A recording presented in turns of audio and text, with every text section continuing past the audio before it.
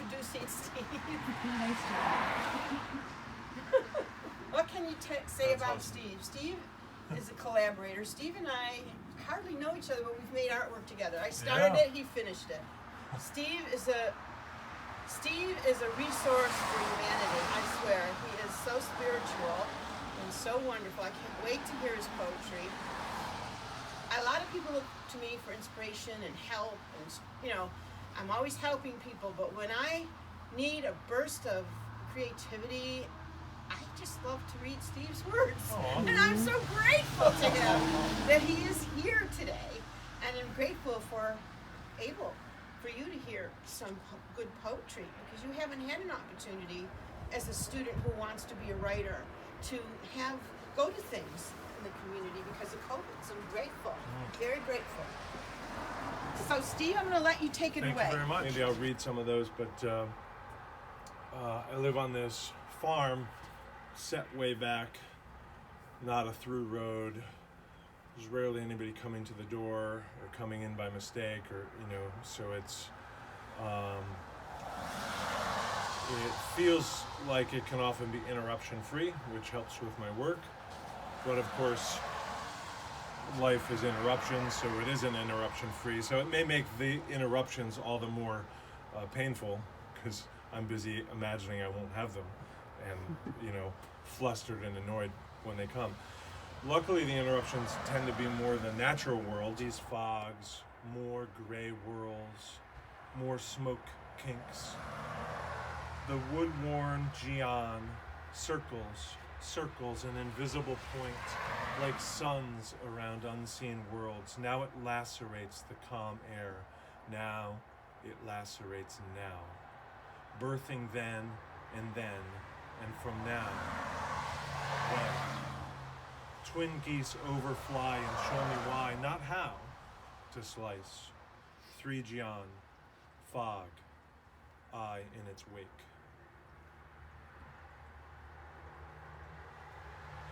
So this is one written when I had my tea, a green tea, just perfectly steamed, still perfectly warm, right?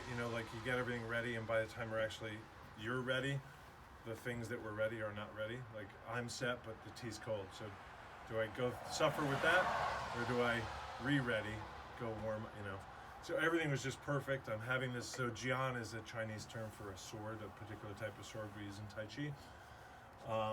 And so I'm sort of describing everything is just right, dawn, so I'm not being interrupted, the sword, the tea, and then of course the geese. In many sort of Eastern philosophies, the sword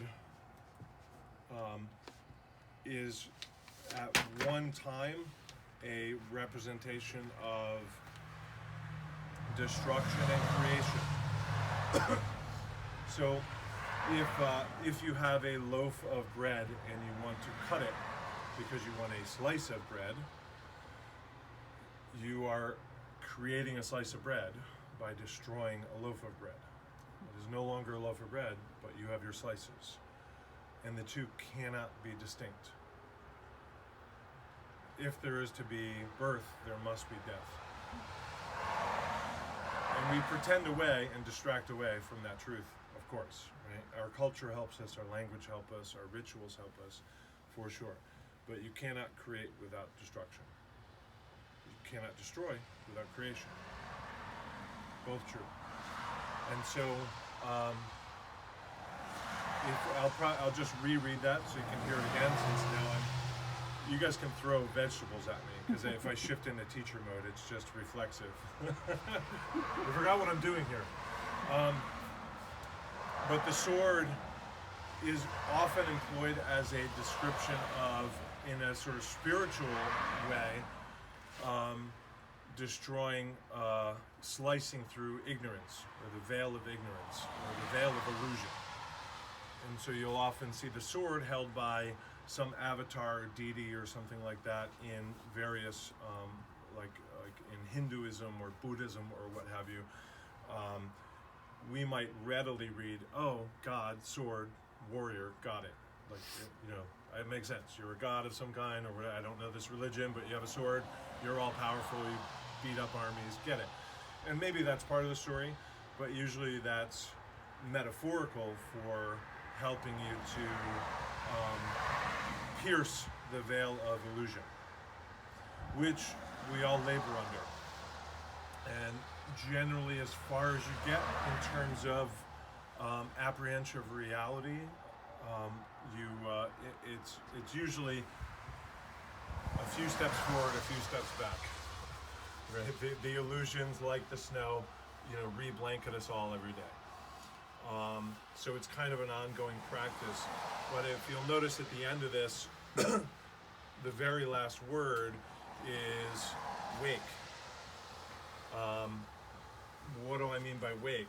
I specifically don't say it's a wake, and I don't say it's awake. So 2 words, it's awake, or it's a wake.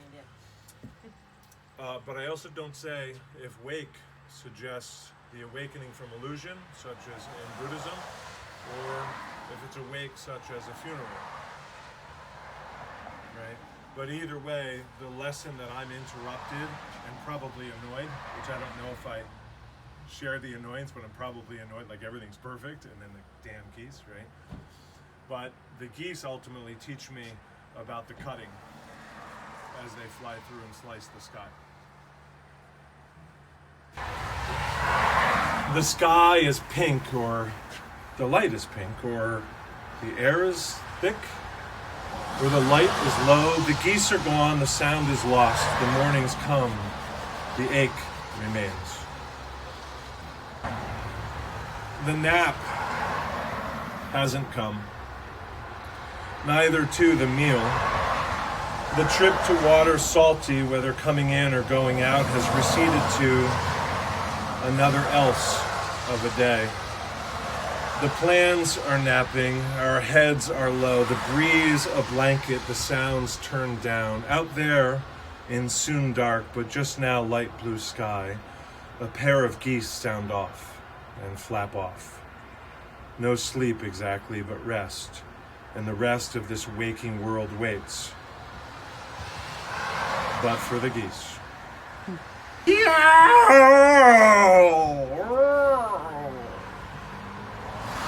The gray old cat just slipped on a tall stack of unpublished poetry, falling to the floor.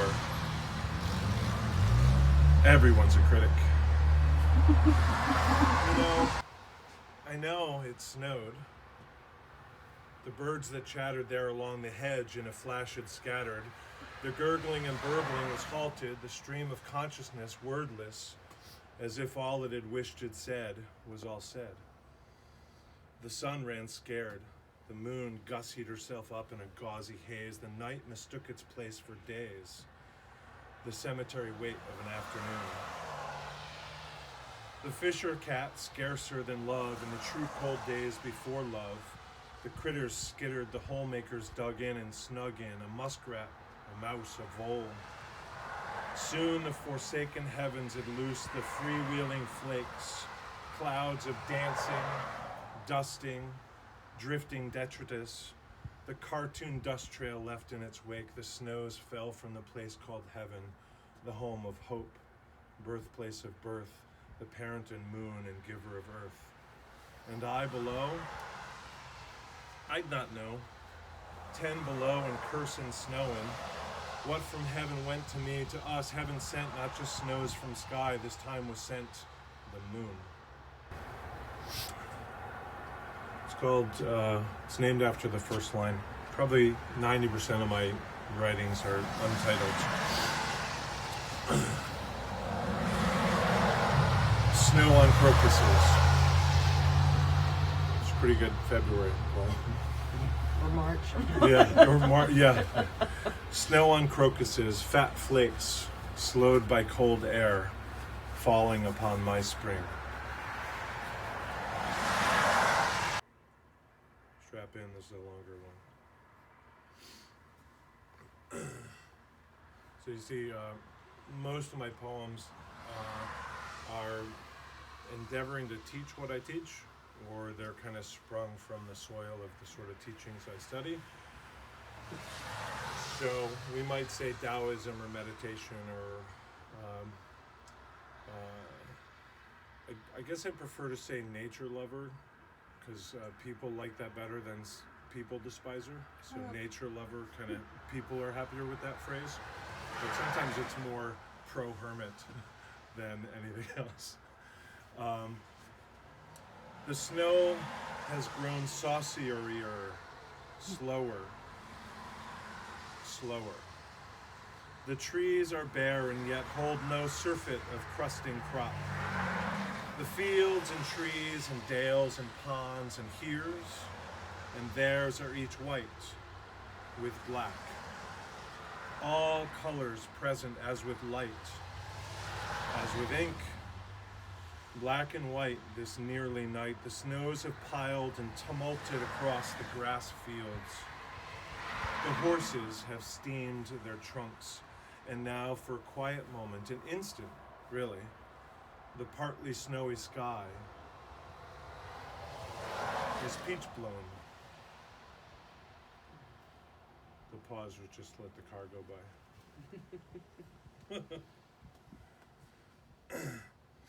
by. Some March evenings, the moon, she peeks out from beside. She keyholes from there between. She shares her shared light. The nighttime's reflectivity.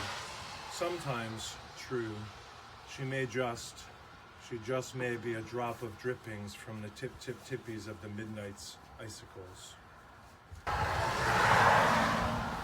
Sun, morning,